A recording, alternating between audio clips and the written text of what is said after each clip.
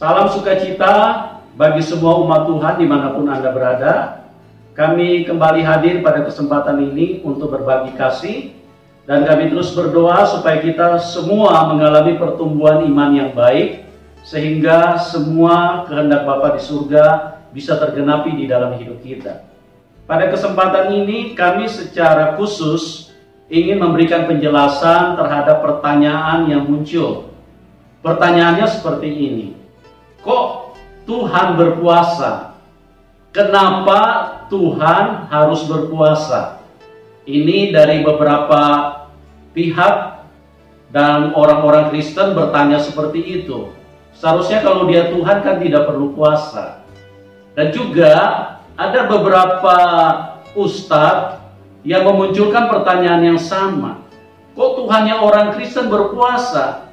Sepertinya tidak cocok atau sepertinya aneh.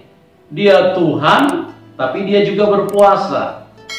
Pada kesempatan ini, izinkan saya untuk memberikan penjelasan supaya kita tidak gagal paham, dan khususnya bagi orang-orang Kristen, supaya ini bisa menjadi langkah iman kita dan kita bisa hidup benar di mata Tuhan.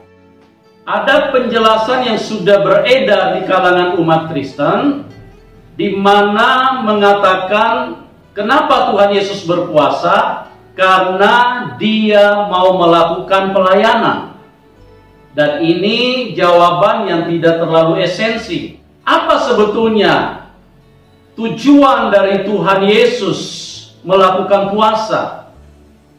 Tujuan utama dari Tuhan Yesus melakukan puasa adalah ingin menjawab kerinduan daripada semua manusia yang ada di dalam dunia.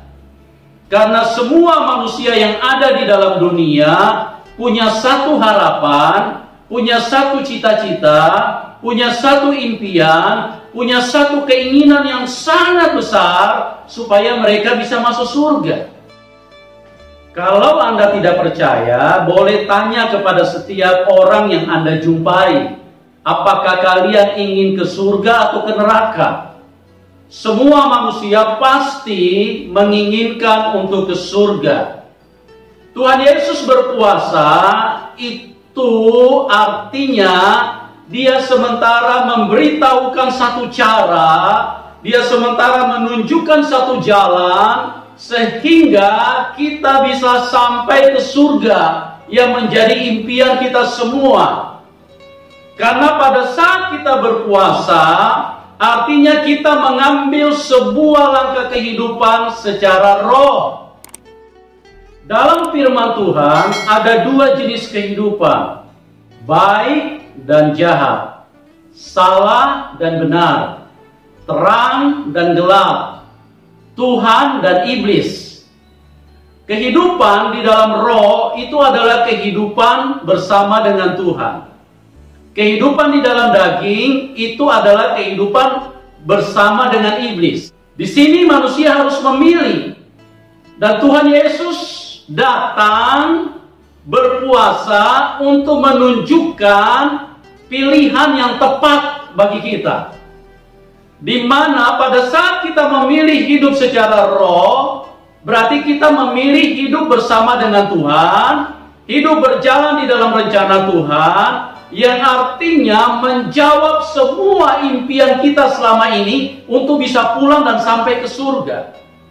Alkitab dengan jelas menuliskan ada dua jenis kehidupan, yaitu kehidupan daging dan kehidupan roh. Jikalau kamu hidup secara daging, maka kamu akan mati. Tapi kalau kamu hidup secara roh, maka kamu akan hidup. Jikalau saya bertanya kepada Anda, mana yang Anda pilih? Sudah pasti Anda mau kehidupan. Sudah pasti Anda mau hidup secara roh. Nah, untuk hidup secara roh ini tidak ada jalan lain. Dimulai dengan doa dan puasa. Dimulai dengan satu tindakan puasa. Itulah yang diperkenalkan oleh Tuhan. Bukan dia pribadi yang kurang tenaga, bukan dia pribadi yang aneh-aneh, dia kok Tuhan kok berpuasa. Sepertinya kayaknya sesuatu yang mustahil, sesuatu yang impossible, sesuatu yang irasional, sesuatu kayaknya kekristenan itu mengada-ngada.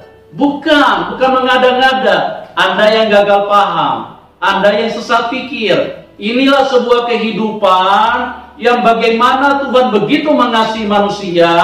Tuhan lagi datang perkenalkan kepada kita, Tuhan lagi pertunjukkan kepada kita, supaya kita bisa sampai kepada impian kita, ingin masuk surga.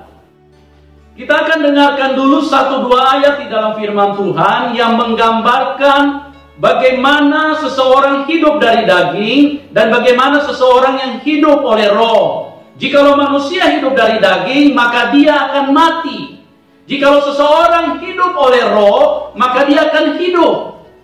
Kita dengar dulu di dalam Roma pasal yang ke-8, ayat 6 dan ayat yang ke-13. Karena keinginan daging adalah maut, tetapi keinginan roh adalah hidup dan damai sejahtera. Sebab, jika kamu hidup menurut daging, kamu akan mati. Tetapi jika oleh roh kamu mematikan perbuatan-perbuatan tubuhmu, kamu akan hidup. Jikalau kamu hidup oleh daging, kamu akan mati, kata firman Tuhan. Tapi kalau kamu hidup oleh roh, kamu mematikan perbuatan-perbuatan dagingmu.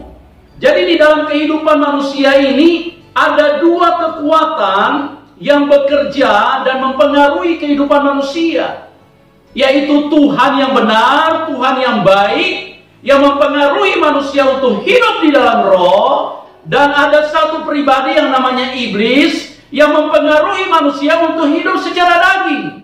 Ada satu ayat firman Tuhan yang tertulis di dalam Yohanes 4 ayat yang ke-24.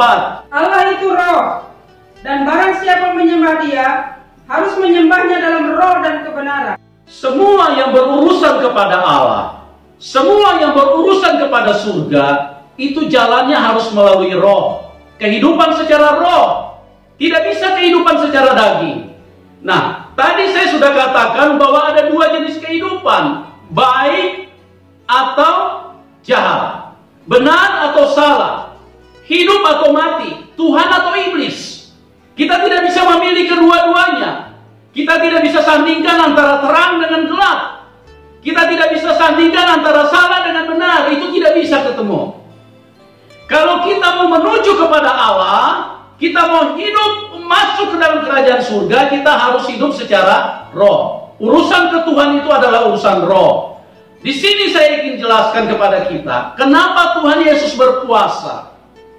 Puasa itu artinya tidak makan dan tidak minum. Kalau manusia makan dan minum, tujuannya apa? Tujuannya untuk menghidupkan dagingnya, supaya daging kita bisa eksis. Sementara kalau kita puasa, tidak makan dan tidak minum, secara otomatis daging kita berhenti.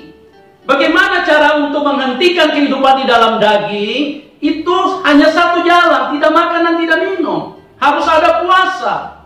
Dan di sini kita perhatikan, kalau satu kehidupan kita tekan, kalau kehidupan daging kita tekan, maka kehidupan rohnya akan naik. Kalau kehidupan roh kita tidak hidup, maka kehidupan daging kita yang naik. Dan ini adalah sebuah gambaran antara salah dan benar, antara terang dan gelap, antara mati dan hidup, antara Tuhan dan iblis. Kalau satu kehidupan kita hentikan, berarti kehidupan yang lain yang berkuasa. Makanya di dalam Roma tadi mengatakan, kalau kamu hidup secara daging, maka kamu akan mati. Tapi kalau kamu hidup secara roh, maka kamu akan mematikan perbuatan-perbuatan daging. Bagaimana caranya? Tidak ada jalan lain. Puasa. Artinya tidak makan dan tidak minum. Itulah yang dipercontohkan oleh Tuhan. Itulah yang ditunjukkan oleh Tuhan kepada semua manusia. Jalan untuk menuju kepada kehidupan itu harus melalui puasa. Puasa artinya kita hidup secara roh. Daging kita mati. Daging kita nonaktifkan.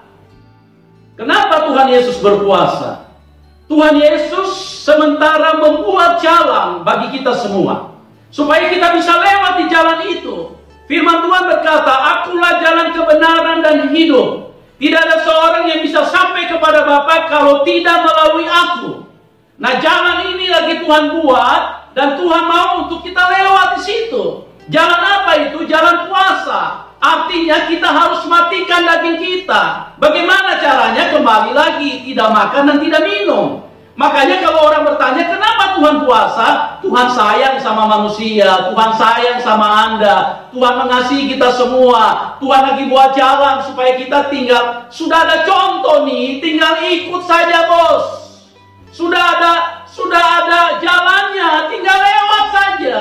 Masih banyak bertanya lagi kita, kenapa Tuhan Yesus puasa? Bukan karena dia tidak bertenaga, bukan karena dia tidak punya kuasa, bukan karena dia hanya sebagai manusia, tidak. Manusia ini kan selama ini tidak tahu jalan. Bagaimana harus ke surga? Manusia tidak tahu jalannya. Manusia selalu berharap semoga bisa masuk surga. Kalau cuma semoga, pasti Anda tidak bisa masuk surga. Pasti Anda ke neraka. Hanya Tuhan Yesus yang bisa berkata, akulah jalan kebenaran dan hidup. Tidak ada seorang pun yang bisa sampai kepada Bapa kalau tidak melalui aku. Inilah jalan. Jalan yang jelas, jalan yang pasti bisa sampai kepada surga. Kita perhatikan di dunia ini, tidak ada satu manusia pun yang pernah bangkit dari kuburan kecuali Tuhan Yesus. Karena apa? Karena dia hidup secara roh. Dia menunjukkan kebenaran kepada manusia. Dia menunjukkan jalan untuk kita ikuti. Satu-satunya pribadi yang pasti dan benar. Makanya dia bangkit dari kuburan, keluar dari kuburan. Iblis maut tidak bisa menahan dia. Itulah Tuhan. Dia datang mengasihi manusia. Dia datang buat jalan buat kita semua. Dan tidak ada satupun manusia di dunia ini yang pernah naik ke surga kecuali Tuhan Yesus. Dengar baik-baik umat Tuhan.